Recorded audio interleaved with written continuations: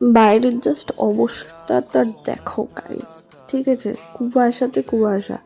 ছাদে গিয়ে বড়মশাইকে বললাম একটা এদিকে তাকাও তো, ঠিক আছে?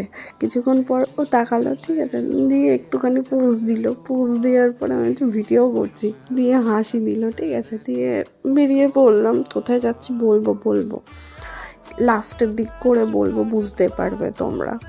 টোটো ধরলাম, যেহেতু স্টেশনটা একটু দূর আমাদের বাড়ি থেকে, সেই জন্য টোটো ধরলাম। এই কুয়াশার মধ্যে টোটো দিয়ে যেতে বেশ ভালোই লাগছিল, আশপাশটা পুরো ধোঁয়া ধোঁয়া, মানে ভালো, খারাপ না ওয়েদারটা, একটু ঠান্ডা লাগছিল আরও, ঠিক আছে। লাস্টে একজনের সঙ্গে কিন্তু দেখা করাবো, ওয়েট করতে হবে ভিডিওটাতে, ঠিক আছে? ওয়েট না করলে ভিডিওতে দেখতে পাবে না তাকে, তার এত পাকা পাকা কথা, আস্তে আস্তে দেখাবো, ঠিক আছে? আর একজন রয়েছে, আর একজন ভিডিওতে নেই এটাতে, আর পরের ভিডিওতে দেব।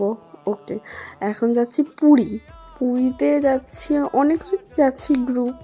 এবার জানি না কতটা আনন্দ হবে, কি হবে।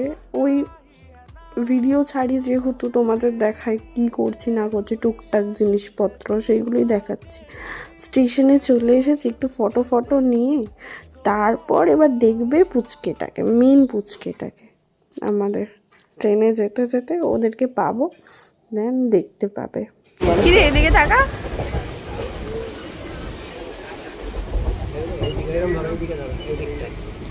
ওর বাপি ওকে শিখিয়ে দিচ্ছে কি করে ধরতে হবে, আর ও পাকা বই ধরবে।